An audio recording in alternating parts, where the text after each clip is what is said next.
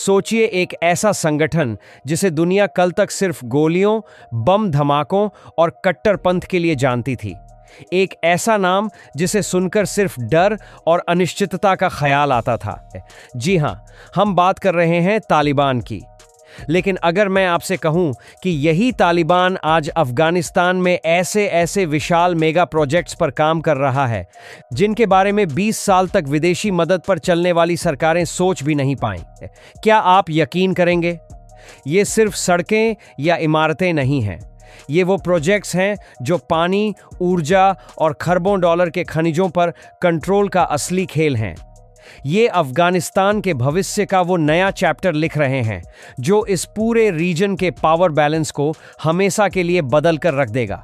तो क्या तालिबान बदल गया है या ये दुनिया को दिखाने के लिए एक नया चेहरा है?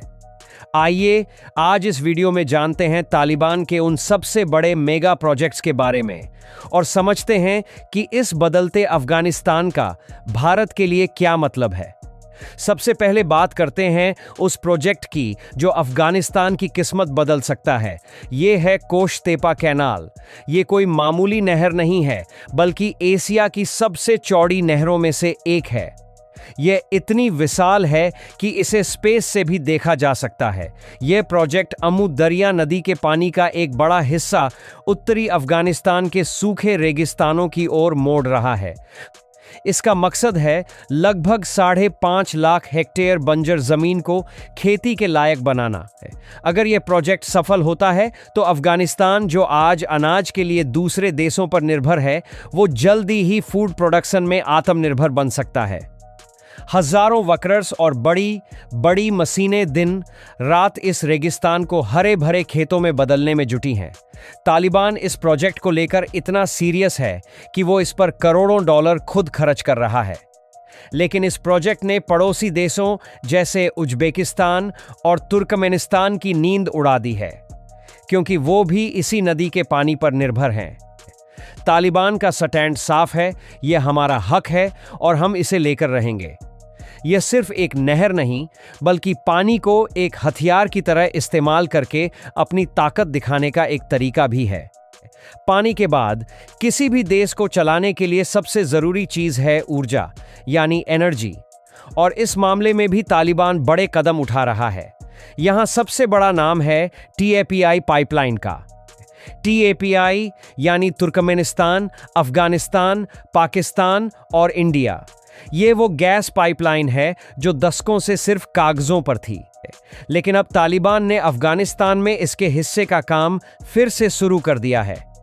यह पाइपलाइन हर साल अरबों cubic metre natural gas transport करेगी, जिससे अफगानिस्तान को सालाना अरबों डॉलर का रेवेन्यू और हजारों नौकरियां मिलेंगी। इसके अलावा कासा 1000 जैसा एक और बड़ा प्रोजेक्ट है। यह मध्य एशिया के देश किर्गिस्तान और ताजिकिस्तान से सस्ती हाइड्रो इलेक्ट्रिक पावर लेकर अफगानिस्तान और पाकिस्तान तक पहुंचाएगा। ये प्रोजेक्ट्स न सिर्फ अफगानिस्तान के घरों को रोशन करेंगे बल्कि उसे इस रीजन का एक अहम एनर्जी ट्रांजिट हब भी बना देंगे, जिससे उसकी स्ट्रेटेजिक इंपॉर्टेंस और भी बढ़ जाएगी। अब सवाल उठता है कि इस पूरे घटनाक्रम को भारत किस नज़र से देख रहा है। भारत के लिए अफगानिस्तान सिर्फ एक पड़ोसी देश नहीं बल्कि एक पुराना दोस्त रहा है। हमने दशकों से अफगानिस्तान के विकास में एक महत्वपूर्ण भूमिका निभाई है, चाहे वो सलमा डैम हो, जिसे अफगान इंडिया फ्रेंडशिप डैम भी कहा जाता है, या फिर अफगानिस्तान की संसद की शानदार इमारत, या फिर ईरान को अफगानिस्तान से जोड़ने वाला जारंज देलाराम हाईवे। ये सब भारत और अफगानिस्तान के गहरे रिश्तों का सबूत है। लेकिन तालिबान के आने के बाद हालात बदल गए हैं। भारत के लिए यह एक वेट एंड वॉच वाली सिचुएशन है। एक तरफ डापी जैसे प्रोजेक्ट्स में भारत एक अहम पार्टनर है और मध्य एशिया तक पहुंचने के लिए अफगानिस्तान हमारे लिए एक गेटवे है। दूसरी तरफ सुरक्षा की चिंताएं भी हैं। भारत चाहता है कि अफगानिस्तान की जमीन का इस्तेमाल आतंकवाद के लिए न हो। इसलिए भारत सीधे तौर पर तालिबान सरकार से डील करने की बजाय वहां के लोगों तक मानवीय सहायता पहुंचा रहा है। भारत बहुत सावधानी से अपने कदमों को आगे बढ़ा रहा है, क्योंकि एक स्थिर और शांतिपूर्ण अफगानिस्तान भारत के सामरिक और आर्थिक हितों के लिए बहुत जरूरी है। अफगानिस्तान की सबसे बड़ी ताकत उसकी लोकेशन है। यह दक्षिण एशिया, मध्य एशिया और मिडिल ईस्ट के बीच एक चौराहे पर स्थित है। तालिबान इस बात को अच्छी तरह समझता है। इसीलिए चीन पाकिस्तान इकोनॉमिक कॉरिडोर यानी सीपेक को अफगानिस्तान तक बढ़ाने पर काम चल रहा है। साथ ही ट्रांस अफगान रेलवे प्रोजेक्ट पर भी तेजी से काम हो रहा है। यह 573 किलोमीटर लंबी रेलवे लाइन उज्बेकिस्तान को पाकिस्तान से जोड़ेगी और यह पूरा रास्ता अफगानिस्तान से होकर गुजरेगा।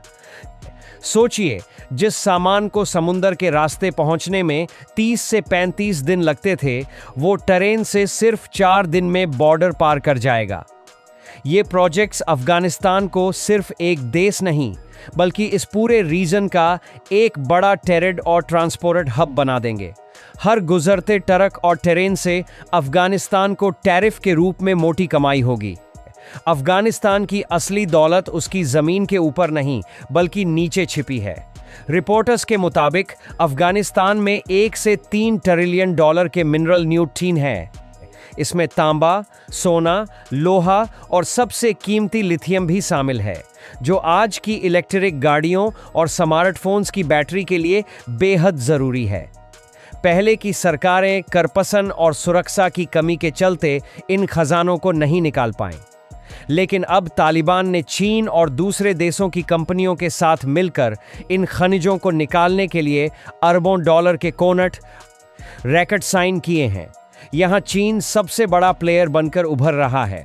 तालिबान की योजना साफ है, इन खनिजों को बेचकर पैसा कमाना और उस पैसे को देश के दूसरे मेगा प्रोजेक्ट्स में लगाना। यह एक ऐसा ग्रोथ साइकिल है जो अफगानिस्तान की अर्थव्यवस्था को पूरी तरह से बदल सकता है। तो क्या ये प्रोजेक्ट्स अफगानिस्तान का भविष्य बदल देंगे? हाँ, बिल्कुल। कोस तेपा नहर, TAPI पाइपलाइन, नई रेलवे लाइंस और खनिजों से होने वाली कमाई, ये सब मिलकर अफगानिस्तान की आर्थिक तस्वीर को बदल सकते हैं। तालिबान एक आतंकवादी संगठन से एक राष्ट्र निर्माता की भूमिका में आने की कोशिश कर रहा है।